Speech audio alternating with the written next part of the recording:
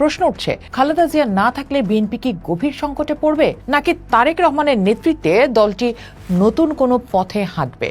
আর এর মাঝখানে বিএনপি নেতারা কেন সাম্প্রদায়িক রাজনীতির উত্থান নিয়ে শঙ্কিত? আজকের আলোচনায় আমরা এই সমীকরণগুলো মেলানোর চেষ্টা করব। সাংবাদিক হিসেবে বিএনপির সাথে একটা অভিজ্ঞতা দিয়ে শুরু করতে চাই। বহুদিন আগে চট্টগ্রামে একবার এক জনসভা কভার করতে যেয়ে প্রত্যন্ত এলাকার এক নারীকে আমি জিজ্ঞেস করেছিলাম, খালেদা জিয়াকে কেন ভোট দিতে চান? মধ্যবয়সী সেই নারী হেসে আমাকে উত্তর দিয়েছিলেন, তিনি খুব সুন্দর আর তাকে দেখলে শান্তি লাগে। কথাটি এজন্য বললাম কারণ বাংলাদেশের মানুষ খালেদা জিয়াকে যেভাবে চেনে, তাতে তার বিদায় বা অনুপস্থিতি বিএনপির জন্য একটি বড় এবং ইমোশনাল ফ্যাক্টর। বিএনপি দলটির প্রাণ মূলত খালেদা জিয়ার উপর নির্ভরশীল। তিনি কেবল একজন নেত্রী নন, তিনি দলটির ব্র্যান্ড এবং ঐক্যের প্রতীক। তিনি একজন আইকন। খালেদা জিয়া বাংলাদেশের জন্য যা করেছেন, বিশেষ করে স্বৈরাচার বিরোধী আন্দোলনে তার আপোষহীন ভূমিকা সাধারণ মানুষের মনে গভীরভাবে গেঁথে আছে। এই মুহূর্তে যদি খালেদা জিয়া না থাকেন দলের জন্য, সেটি কি খারাপ হবে, নাকি এটি একটি রাজনৈতিক ট্রাম্প কার্ড হতে পারে?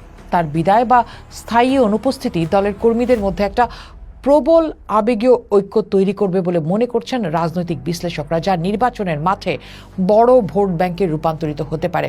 যেমন সাংবাদিক ও কলামিস্ট সোহরাব হাসানের মতো অনেক রাজনৈতিক বিশেষজ্ঞ মনে করেন, নির্বাচনের আগের সময় আর পরের সময় এক নয়। খালেদা জিয়া বিরোধী দল থেকে যে জনপ্রিয়তা ধরে রেখেছেন, তা ক্ষমতায় থাকা অনেক নেতার চেয়েও বেশি। তিনি কথা না বলেও, সক্রিয় না থেকেও ভোটারদের মনে অনেক বেশি সক্রিয়।